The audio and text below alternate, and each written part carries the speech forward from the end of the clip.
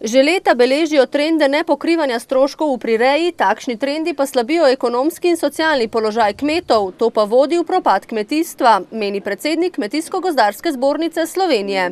Ključ je predvsem v tem, da si priznamo, kakšni stroški znotraj rej nastajajo. In pod to ceno ne more noben pričakovati, da bo lahko kmet ponujal ali pa prodajal svoje preko to, kar priredimo na kmetijah.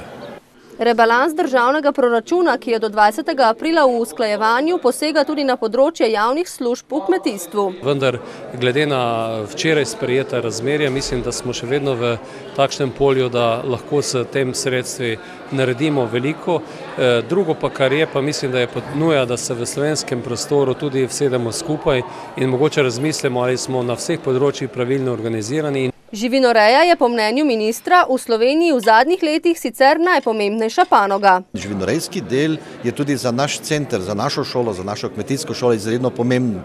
Posebno še mogoče na začetku, ko gre za mleko, za proizvodno mesa in kasneje za mesarje, seveda tudi za gostinske poklice. Strokovno delo in rejski programi pa so uspešni le, če se izvajajo skupaj z rejci. Zato je zakon o živinoreji določil, da se ti programi izvajajo z ustanavljanjem priznanih rejskih organizacij.